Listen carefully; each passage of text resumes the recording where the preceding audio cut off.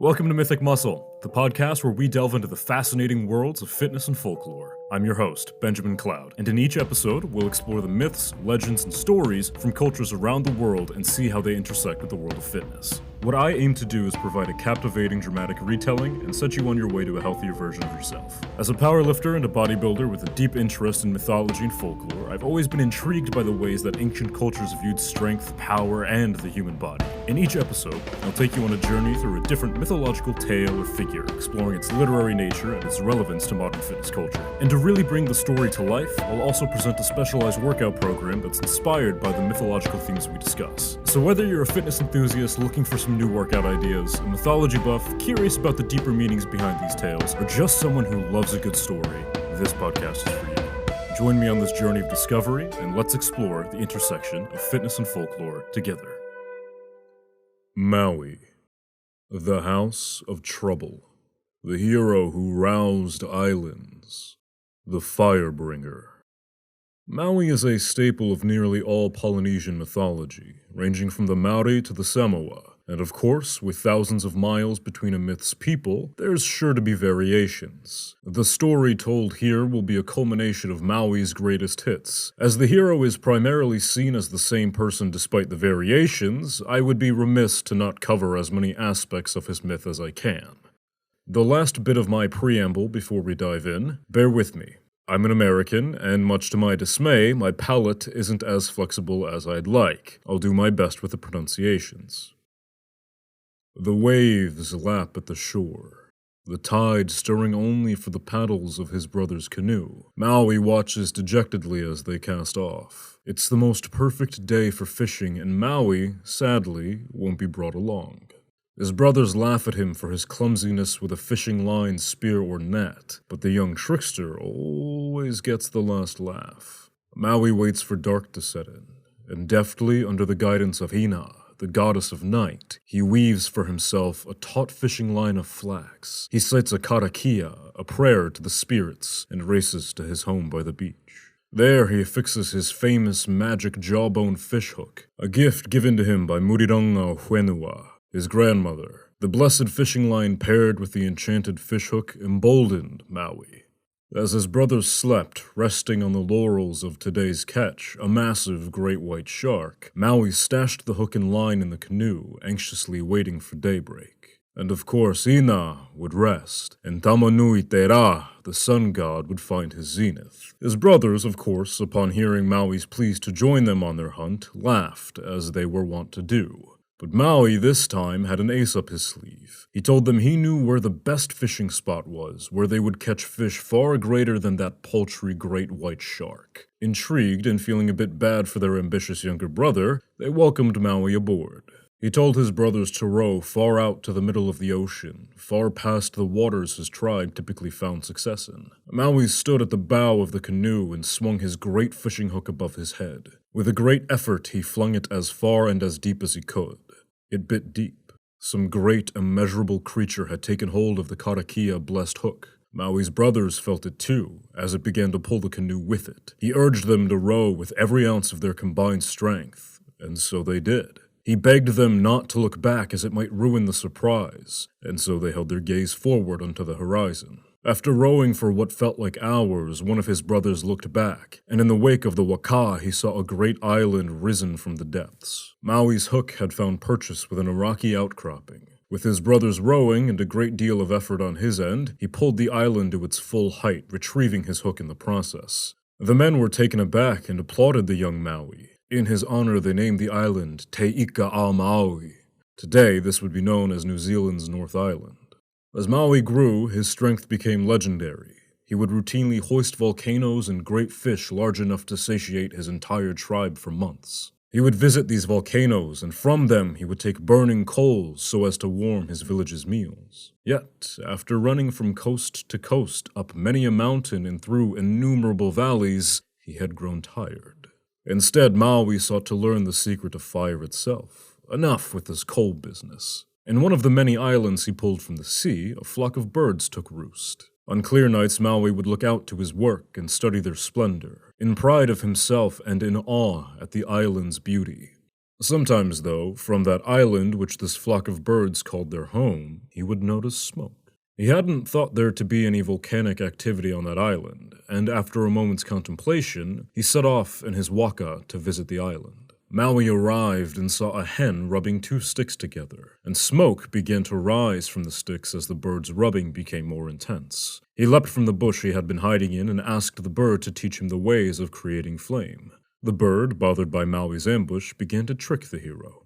The hen first told him to fetch 2 pieces of seaweed, identical in their shape and size. Maui did so with zealous haste. He returned to the hen a few hours later, who had built a large bonfire in Maui's absence. The hen told Maui to rub the seaweed together quickly, like he had witnessed from the bush. Maui did so, and of course nothing occurred but the sputtering of water and the splitting of drying seaweed.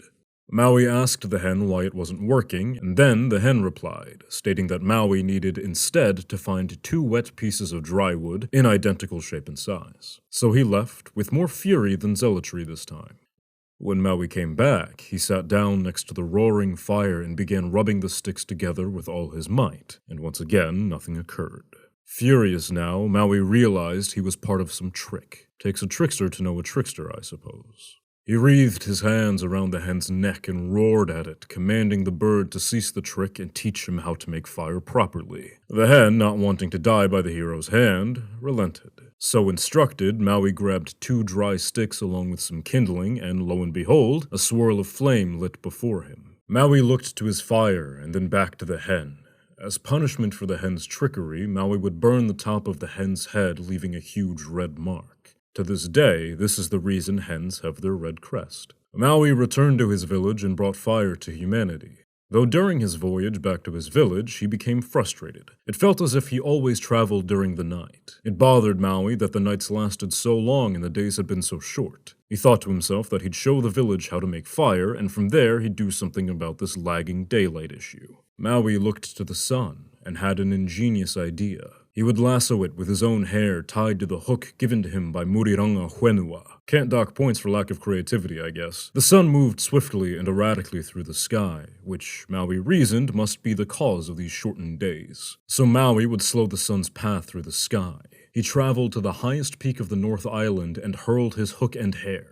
He caught the sun and tied the hair snare around his waist. He began to heave the sun backward, slowing its momentum. As he pulled and pulled, the sun began to slow, and Maui told it that if it wouldn't slow down, Maui wouldn't let it go. The sun exhaustedly agreed to the exchange, and from there forward, days grew longer. Maui returned to his people and was showered in adoration. Now they might go on longer fishing voyages or explore more of the vast ocean. Maui, upon his return, now able to study the canopies of the trees for longer, realized that they seemed to hook awkwardly. They should be taller, he thought, and so he walked to the base of a great kauri tree and inspected its roots. It seems the heavens had borne down upon the roots for so long that they had been suffocated. It was too difficult for them to draw water up to the height of the branching bough.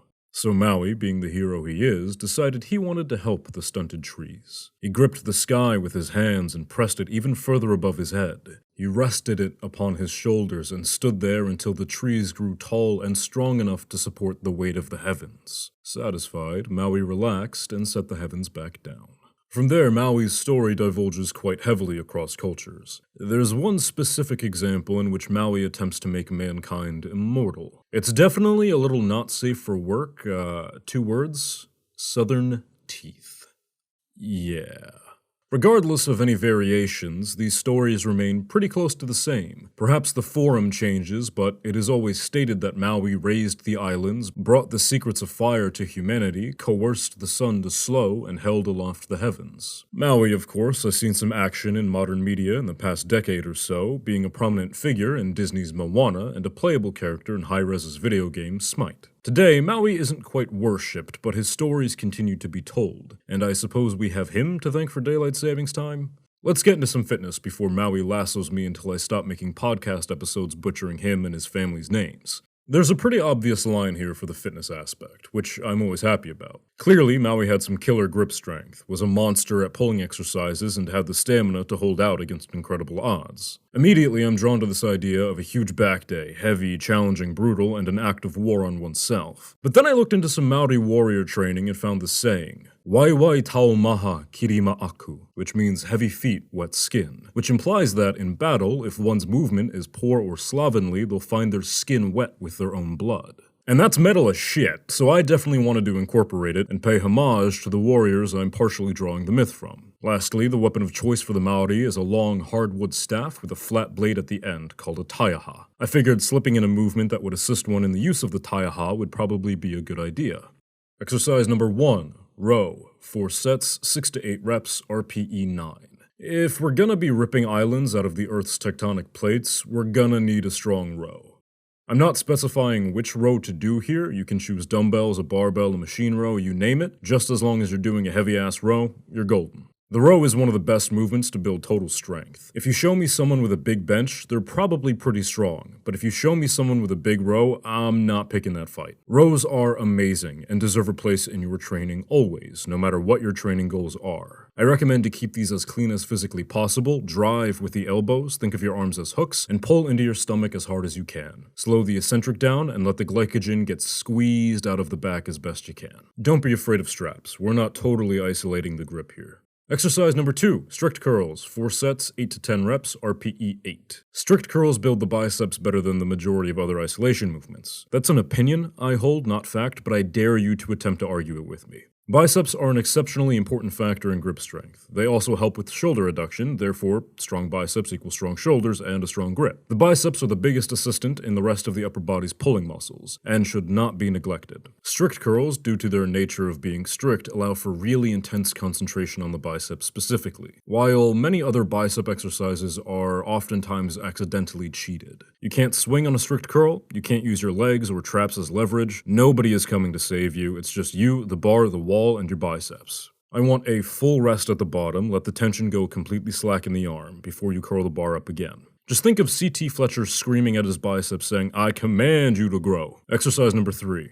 Good mornings. 4 sets, 8 to 12 reps, RPE 7. Good mornings are, in my opinion, undeservedly vilified. You'll see people state that they're ineffective or dangerous, but everything in the gym comes with a modicum of danger, and hip hinge exercises are notoriously effective at cultivating postural strength and lower back stability. So we're doing good mornings, because Maui would probably be a huge fan, seeing as he hated the night and all. A quick breakdown on form before I go further. Barbell goes onto the traps, like a high bar squat. You plant your feet just outside of shoulder width or at shoulder width, brace the core, bow as close to parallel as you can, and rise back up to your full height. Doing these with a light to moderate amount of weight really decreases the potential of injury and the stress on the spine. Good mornings are a powerful tool for spinal health and allow us to train safely within the weaker portions of spinal flexion, which again, I am of full belief that training in these ranges is a preventative measure against injuries due to instabilities commonly associated with aging. Glutes, targeted. Hamstrings, targeted somewhat. Abs, targeted. Upper back, targeted. Balance, targeted. Good mornings are sick. Do them. Exercise number 4, pull-ups or pull-downs. 4 sets, reps to technical failure. Pull-ups because Maui pulled up all of Oceania, or pull-downs because Maui pulled the sun down. Really, the choice is predicated on your ability. If you can do pull-ups, great, do them. A lot of people can't, and that's alright, you'll get there eventually. If you still want to do the pull-ups instead of the pull-downs, try using an assisted pull-up machine or bands, though be careful. I've seen plenty of people slap a resistance band against their face. It's always the embarrassment that hurts the most. Vertical pulling is excellent for lat, trap, and rhomboid development, and those 3 muscle groups help in maintaining powerful heroic posture. So we're hitting those. Keep everything strict. The minute your form breaks down, even slightly, call it quits. The goal here is cultivating consistent, legitimate strength. No swinging, no kipping, no inward spinal flexion, just straight, neat bar paths. Exercise number 5. Bag work, shadow boxing, or ladder drills, 10 minutes in total, 2 minutes on, 1 minute rest until completion. This is our heavy feet, wet skin part of the routine. I figured that if Maori warriors had access to heavy bags on the regular, they'd surely use them. It's your choice here as to what you want to do, and really it's more a what you have at your disposal than a whichever you want to do. I don't have access to a ladder to do ladder drills, I don't have access to a heavy bag, but I can certainly shadow box anywhere I go. These are all going to train your footwork, get your cardio up, which builds stamina, and it's the closest approximation to combat I can legally advise you to do. 10 minutes is a long time. Doesn't sound like it, but I guarantee you'll be nothing more than a puddle of sweat at the end of it all. This series of exercises would also assist with the use of the taiaha, as the primary driver in any staff-like weapon movement is footwork. If you have access to a staff or a weighted PVC pipe, you'd be surprised, but check in with your local gym and see what they've got in the studio. You could also swap that in and do staff drills for 10 minutes instead. That's more fun than muscularly stimulating, but hey, gotta make room for fun in your training sometimes. Fitness aside, I love Maui's myth, and I'm happy to see Polynesian culture on display, just as long as it isn't weirdly bastardized. You got close, Disney.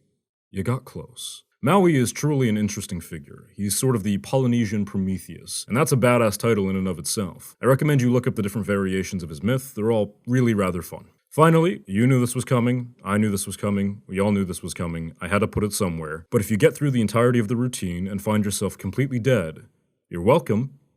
With that, I have been your host, Benjamin Cloud. This has been the Mythic Muscle Podcast. Thank you so much for listening. Have a great day, a badass lift, or if it's a rest day, avoid the toothy nether regions of a night goddess. Take care, folks. Please consider supporting me on Patreon. For only $3 a month, you get Discord access, and you buy me a protein bar. $5 a month gets you Discord access with special colors and emotes, blooper reels, shout out from me, and transcripts of each episode. $10 a month gets you all of that noise, a vote in our monthly poll, a personalized 10-second clip of whatever you want me to say, and every dollar spent at that tier goes right back into the podcast so that I might bring you a better listening experience. Follow my socials. You can find me on pretty much every platform by searching for Mythic Muscle Podcast and looking for the helmet crossed with the barbell and microphone. If you made it this far, you're my favorite type of human. I hope you have a wonderful day, a fantastic lift, or if it's a rest day, you get some quality relaxation time. Thank you.